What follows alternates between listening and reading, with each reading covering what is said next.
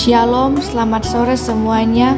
Perkenalkan, nama saya Jessica Angelina Tabingke bersama teman saya Vico Giovanni Roncalangi, Charles Kelvin Rumimper, dan Kevin Sumbung.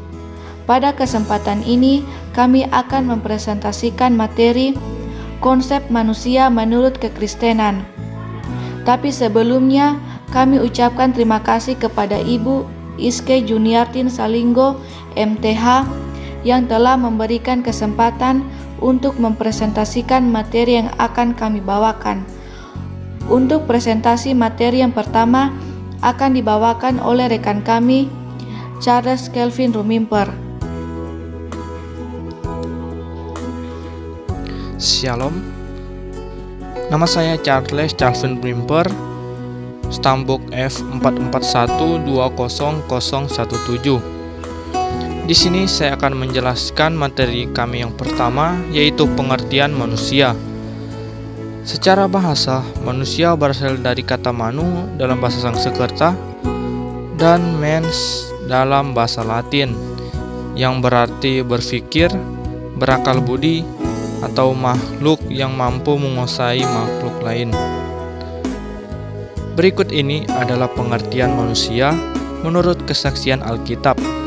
Yang pertama, manusia adalah makhluk ciptaan Allah dalam Kejadian 1 dan Yeremia 18 ayat 1-17. Fakta pertama dari kesaksian Alkitab tentang manusia adalah bahwa manusia makhluk ciptaan Allah. Sebagai makhluk, ia tetap makhluk yang tidak akan pernah menjadi sama dengan haliknya. Sebagai halik, Allah berdaulat atas hidup dan tujuan hidup manusia. Alkitab menggambarkan hubungan manusia dengan Allah, penciptanya, sebagai tanah liat di tangan panjunan. Demikianlah manusia di tangan Allah pencipta. Tujuan hidupnya ditentukan oleh haliknya. Yang kedua, salah satu aspek hakikat manusia berdasarkan ajaran Alkitab adalah bahwa manusia diciptakan menurut gambar Allah. Gambar Allah inilah yang dikenal sebagai istilah imago Dei dalam bahasa Latin. Hal ini juga bisa diartikan seolah-olah manusia mirip dengan Allah. Yang ketiga, manusia adalah ciptaan Allah dalam Kejadian 1 ayat 26 sampai dengan 27 dan Kejadian 2 ayat 7. Manusia bukanlah peletikan Allah, jelmaan dari sebagian diri Allah. Bukan pula anak dalam arti biologis yang keluar dari diri Allah. Manusia adalah makhluk yang real ada, hasil karya dari tangan agung Sang Khalik. Yang keempat, Allah menciptakan manusia tidak seperti Allah menciptakan ciptaannya yang lain. Manusia diciptakan dari tangannya sendiri.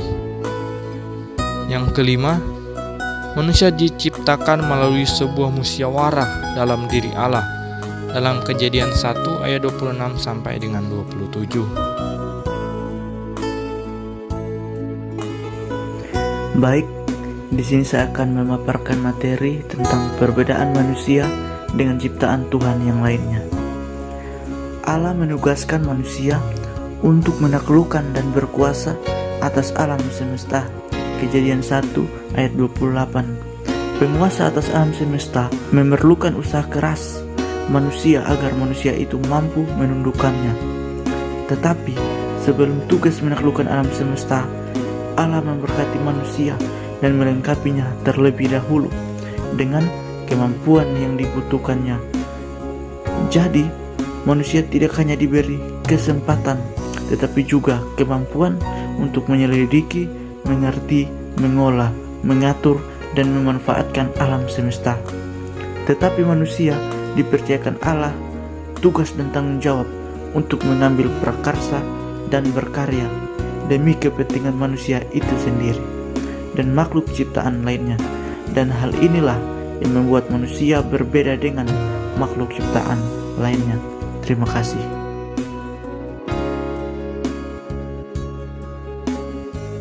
Shalom, nama saya Kevin Sumbung, Stambuk F441 20039. Di sini saya akan menjelaskan hakikat manusia sebagai umat Kristiani.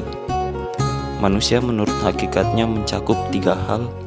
Yang pertama, manusia sebagai makhluk sosial.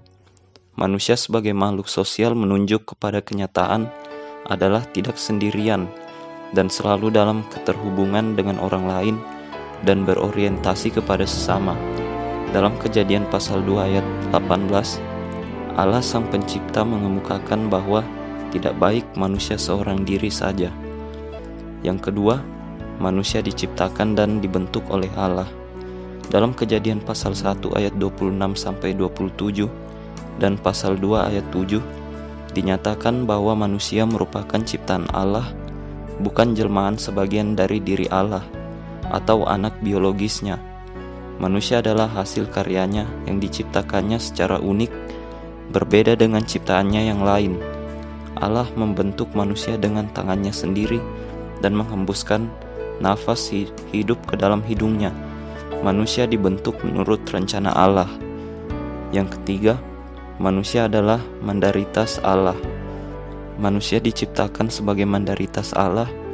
Dalam Kejadian pasal 1 ayat 28 dikatakan bahwa manusia diberi kuasa atas alam semesta. Allah mempercayakan kepada manusia tugas dan tanggung jawab untuk memperbanyak keturunan, memenuhi dan menaklukkan bumi, serta berkuasa atas ikan-ikan di laut, burung-burung di udara, serta segala binatang yang merayap di bumi. Dalam Kejadian pasal 2 ayat 15 juga dikatakan Tuhan menempatkan manusia di Taman Eden untuk mengusahakan dan memelihara taman tersebut.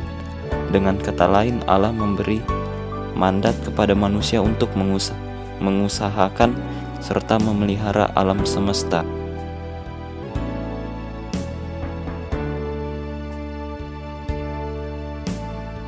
Di sini saya akan membawakan materi yang keempat, hal yang membuat manusia jatuh ke dalam dosa. Kejatuhan manusia ke dalam dosa disebabkan atas ketidaktaatan mereka kepada Tuhan. Salah satu yang dilakukan oleh Tuhan adalah menguji ketaatan mereka, yaitu dengan cara melarang memakan pohon pengetahuan tentang yang baik dan yang jahat. Di mana disinilah Tuhan menguji untuk mengetahui apakah makhluk yang diciptakan istimewa ini mampu untuk hidup setia atau tidak. Sayangnya, Adam dan Hawa memilih untuk menolak kasih Allah. Mereka lebih percaya pada rayuan iblis untuk memakan buah dari pohon pengetahuan. Setelah manusia jatuh ke dalam dosa, mereka memandang diri mereka telanjang, merasa malu, kemudian berusaha untuk menutupi ketelanjangan itu dengan mengambil pohon cawat, lalu menjadikan pakaian. Dari ketidaktaatan Adam dan Hawa, mereka ini menyebabkan kehilangan keselamatan atau hubungan rohani. Sebab sekali Tuhan berjanji, Ia tidak pernah dan tidak akan pernah melalaikannya. Tetapi satu hal, Tuhan berani berkorban atas manusia, di mana Tuhan kemudian membuatkan mereka pakaian yang layak guna menutupi akibat dosa itu. Nampak sejak awal anugerah keselamatan telah diterima dari Tuhan.